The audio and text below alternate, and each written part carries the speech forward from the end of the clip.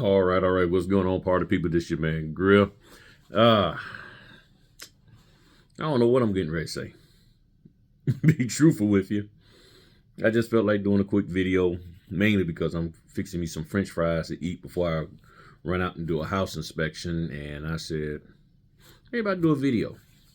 I mean, there's always something on my mind. And again, as always, I appreciate y'all liking, sharing, and subscribing. Thank you for joining the channel membership for those of you who wanted more one-on-one help. Um, there's been a couple of people that emailed me, so I've stayed up late last night emailing everybody back. Apologies for the length, the long delay in doing so. And then there's a couple of people that emailed me. I'm gonna give them a call, just touch bases with them. So if you want to get a call from me, just when you email me, just put your number in there. If you have my number, which is in my profile under the About Us on this page, just text me. And when I get a chance, I'll give you a quick call. But for those of you, if you emailed me a while ago, and my apologies again for the long delay. But I was sitting back thinking, just listening to some, just thinking about some things that people have asked me over the last couple of days. And what I keep seeing over and over again is still, and I don't know, maybe it's like folk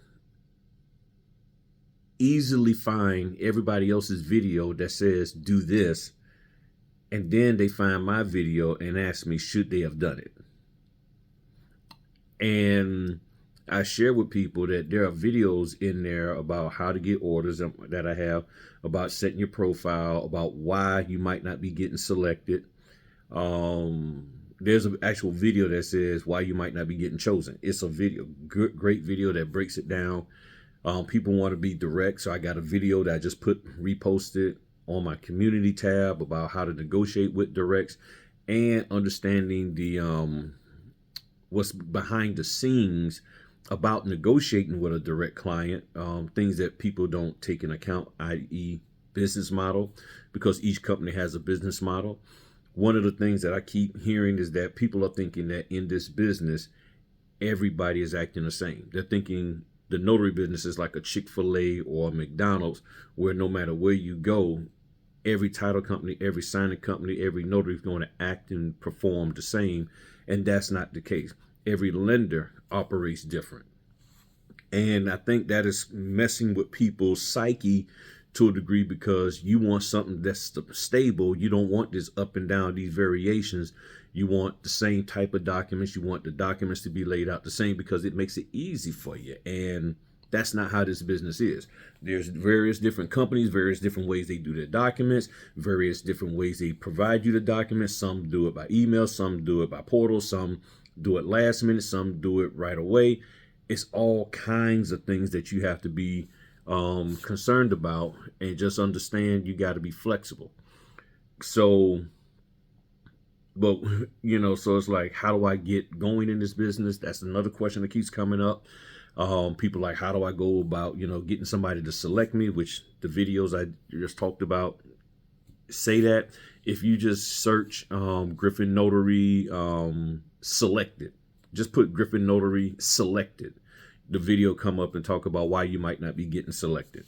Then the question that came up, and I was answering a person last night about the training. They're like, I'm only getting notifications from this one company and they want me to do all this training. And I'm like, you can do the training, but the issue is there's still no guarantee after you take the training that you'll be able to get work. It's just no guarantee. And as always, I keep asking, how much training does a person need in order to be considered proficient in this business, so that a company can say, okay, yes, I can. Yep, you took all of this training, you're good to go. I don't know, because no one has ever said. I've never heard a company say, yep, once you take these five people's training, we'll give you orders, no questions asked, pay you what you want. I haven't heard that. And I'm seeing more and more people are coming back with trainings and, these semi-promises, or these things are saying how much money you can make each month. And the vast majority of people are not making those dollars amounts. They're not, because there's so many different factors. There's the factor of, are you in a position to work that, whether it's full-time, part-time, quarter-time. If you can only do it on the weekends, but then in your area there are no weekend work, no weekend orders, then what?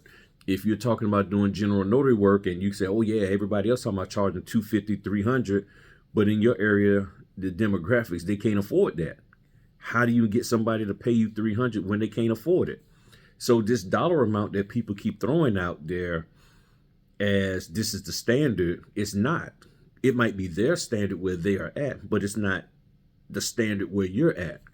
And if it happens to be, then by all means take advantage of it. But then the next person, it might not be the standard over there. And let's just take Texas, for instance. In Dallas, you might be able to get $300 for whatever. You go one county over, a city over, however y'all call it there in Texas, and they be like, no, we don't pay like that here.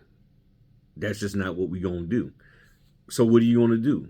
You're going to make them pay you something that they don't want to pay and that's not within their budget? Or you going to just do the business, do the deal with them and take them what they are willing to be able to pay and be happy with that? I mean, it doesn't make you less of a person because somebody can only pay $100 where you having other people pay you $225. Does it mean that you're not a great business owner? No. It probably says a lot about you in a positive that, okay, well, you recognize that where you're at with these people, they only can pay $150 or $100, and you're willing to give them great service irregardless of the dollar amount that they're paying. Hold on, let me go check my French fries. All right. Got my French fries. Now, they're not Chick-fil-A. They look like Chick-fil-A, but now I got the Sam's Club waffle fries, so. And some of that good old Kroger juice. That Kroger juice ain't no joke. Kroger be having some good juice. And yeah, I don't forgot what I was saying.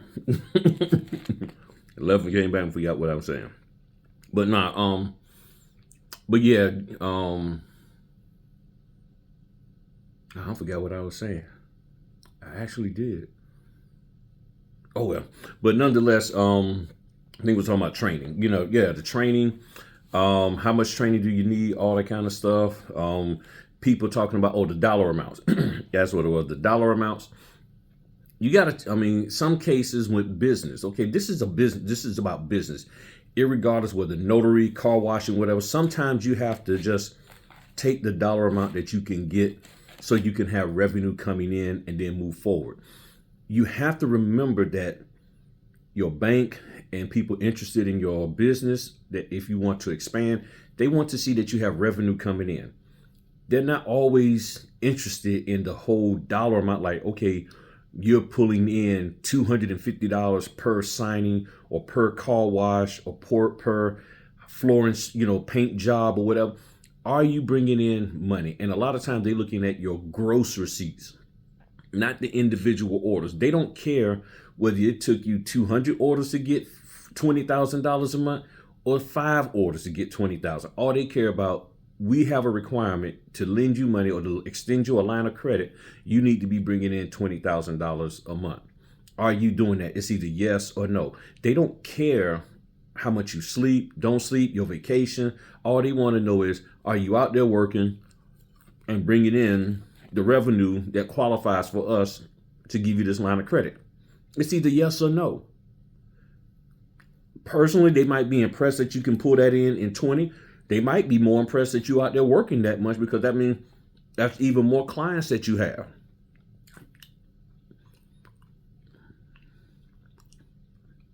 Only notaries in these Facebook groups and Clubhouse groups care about bragging about what they're getting per order. To say, hey, I'm making $250. I got $250 today. Okay, good. How many of those did you get this month, this week? Well, I only got 3. Okay, how much is your bills? $5,000. Is that gonna pay your bills? But all you other people, y'all getting paid $85, and that ain't worth it. I mean, that's just beneath me. Okay, them $85 orders that person got is paying their bills, all of their bills. What about you? How you get a line of credit? not credit, but credit. How did you get a line of credit? Well, I bring in about $12,000 a month, and they said they looking for people. If you can bring in about 8,000, I bring in more. So they said they can extend me a line of credit. I'm like, well I'm gonna apply. How much you bring in? I mean, I bring in some, but I get like $250 in order. How much of that do you bring in? What are your gross receipts? And see, this is when you find out people don't know business, especially these daggone trainers out here. They don't talk about gross receipts. They don't talk about it. And they sitting here telling you what you should get paid for each individual order, and you can't even get enough money to pay your light bills. I'm just saying. So all this training and semi-promises and semi-guarantees that you can make a certain dollar amount per month, a day, it's all dependent upon what's going on in your area. All the states charge different for general notary work. All the companies charge different for loan closings. All the attorneys charge different for estate planning. So how is it that we're focused as a group of notaries so much on we all got to get paid this dollar amount? Where did that come from? Who came up with it? And who put them in charge of coming up with it?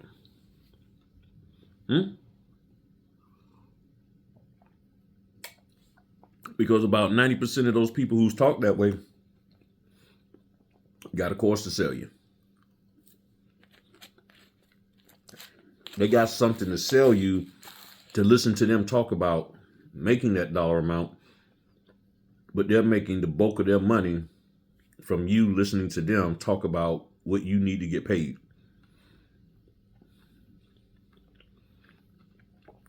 And then the next sort of notaries come in and fall for the same thing over and over and over again. Then I get the phone calls, emails, and text messages about the fact that they didn't learn anything. And they're trying to figure out how to make money in this business, because now that they sit back and look at it after $400-500, they really didn't learn anything. And the stuff that they did learn or was exposed to doesn't work in their area. Many of you, if you're new to this business, you got to do some upfront due diligence. I got a video out there called "Questions to Ask Your Notary Trainer Before Spending Money with Them." Just search on YouTube Griffin Notary questions or Griffin Notary Trainer. You'll see the video, and you're gonna have to step your game up and make sure you're getting your money's worth and that you investing your money in the right spot. At the end of the day, you just got to get out there and do it. And too many of you are sitting here trying to be the perfect notary, thinking that if you're 100% error free, that's going to mean you automatically get more money than everybody else. Not necessarily so. Because if you don't make mistakes as a notary, you don't make some kind of mistake, you'll never know how to deal with them and address them and fix them. You'll be so focused on the fact of, I'm trying to be perfect. I'm trying to brag about, who are you bragging to? Because I don't care whether you ever made a mistake or not.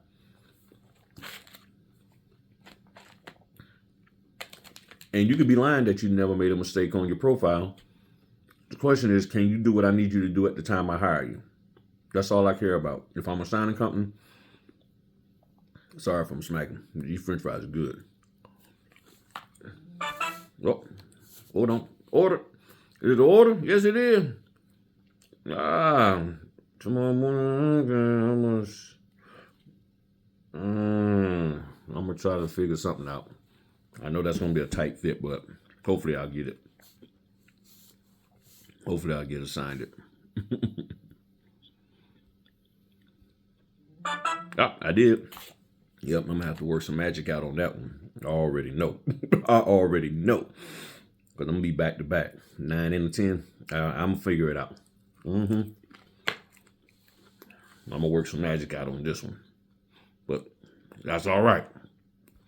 That's all right. See, that's why you got to know your schedule. You got to know your schedule. But yeah, it's about just getting out there. I mean, nobody, I mean, the only people that care about you and your errors and your lack of errors is you.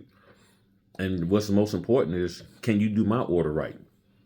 Because you can brag about the fact that you're 100% error free, which I know some trainers tell y'all to do that, put you 100% error free. But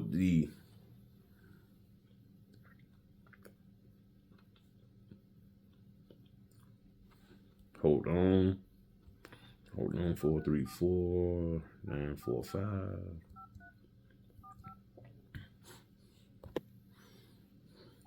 Called him on my other phone. Hold on 1 second. All right, I don't know who that was. All of a sudden I hear all this music and stuff. I ain't gonna worry about it. If they want something, they'll leave a message. Because when you hear that, I'm like, yeah, this is for quality insurance. I'm like, okay, who the heck is this calling? All right, probably some spam call. But yeah, the only thing people care about is whether you're gonna do their work right.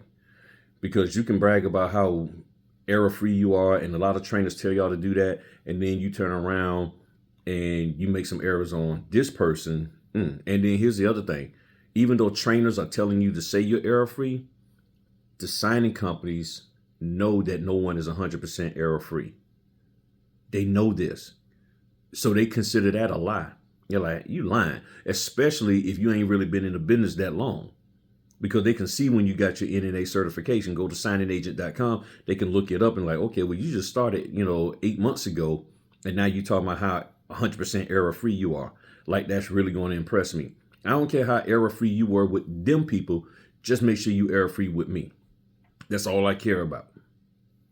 Because so many people have been out there lying, saying they error-free, and then they jack stuff up. And even if you are error-free, will you drop the documents off on time? Do you present yourself in a professional manner with the customers? Did you show your hind parts up on time? All of that. So saying you error-free don't mean anything if you do all this other stuff. Are you going there as a young lady dressed like you coming from the club?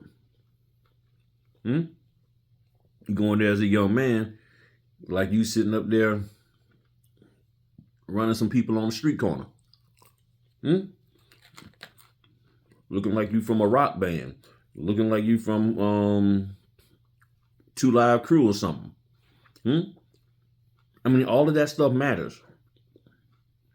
And that's the stuff that really can get you blacklisted, because you're sitting up here bragging about how error-free you are, and you can't even get there on time, and you're messy.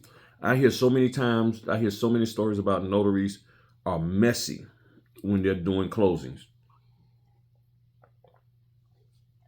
And what I mean by that is that they just have papers spread all over the place. They're not organized. They get confused. They may eventually get the order done, but the people are looking at them like, you're not organized whatsoever. And then they get nervous like, okay, are you going to lose something? Because the notary start pulling documents out and pulling stuff out and setting stuff over here and setting stuff over there. And then they get confused like, okay, just go here. And then you can't see anything. You're looking at stuff, but you don't see it. You don't see what page goes with what. You just get confused because you done got all discombobulated and you just got stuff everywhere. And when I go in there, they're like, okay, wow, you're very neat. You're organized. Yeah. Nothing gets out of place and I know where everything goes. And if stuff does get moved around, I know how to make sure everything gets put back in place. But that what happened with a lot of notaries, and then they send the documents back and they're like, hey, where's page 7, 8, and 12? Huh?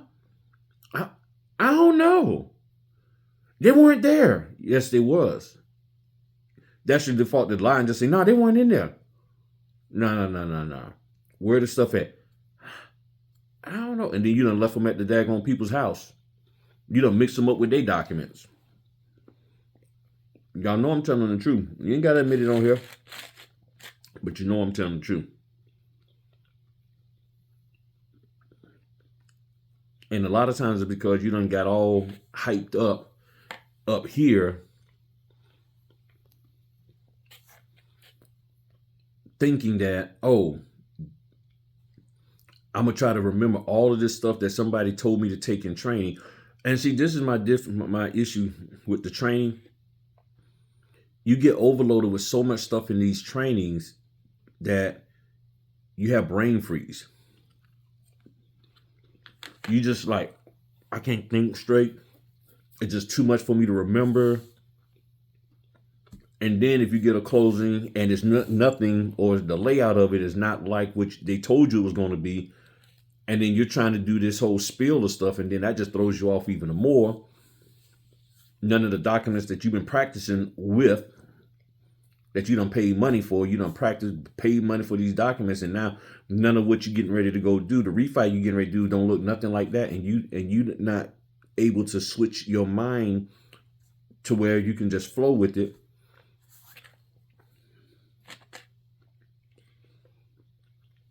I'm just saying. Man, French fries good. Cook them in the oven.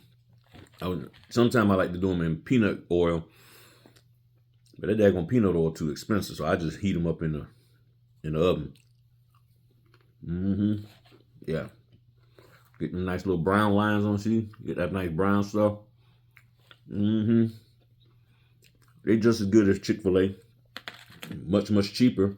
But Chick-fil-A be like $3 something. And I just bought that whole bag from Sam's Club for $6 something.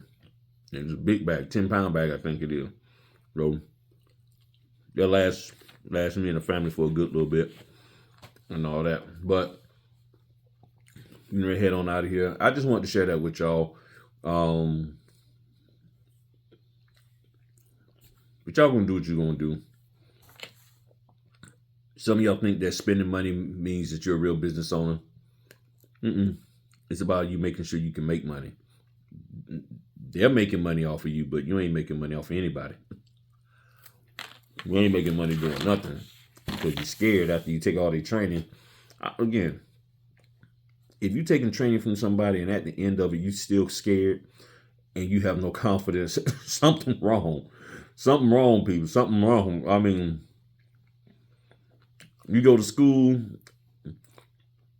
and you spend 3 weeks studying, working with the teacher on chapter 1, and they give you a test on chapter 1, and you're like, I don't know if I'm gonna pass it.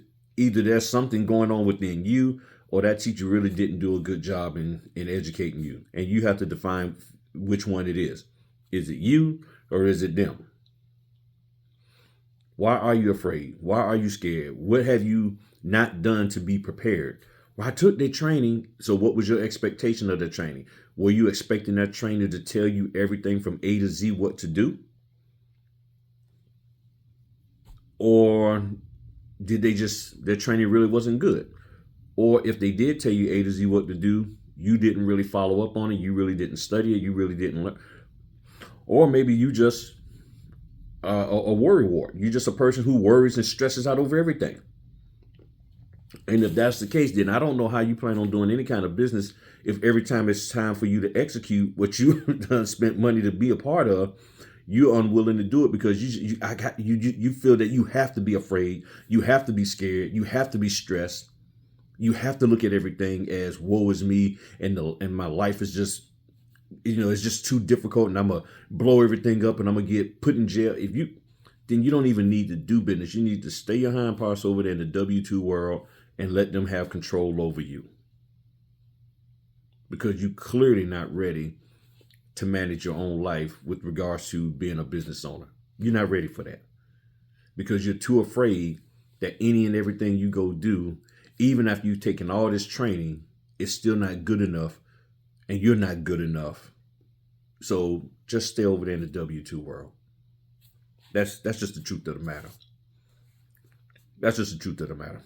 And you don't need Simon Cowell or Mark Cuban or Damon John or LL Cool J or 50 Cent, Jay-Z, Beyonce, or anybody else who's already a millionaire, billionaire to tell you that. I'm going to tell you that because they're going to tell you that you ain't ready. And look at the big risks that they've taken, which is way more than what you're taking. So you can never be on their level if you can't even do what you need to do on this. Talk to y'all later. Peace.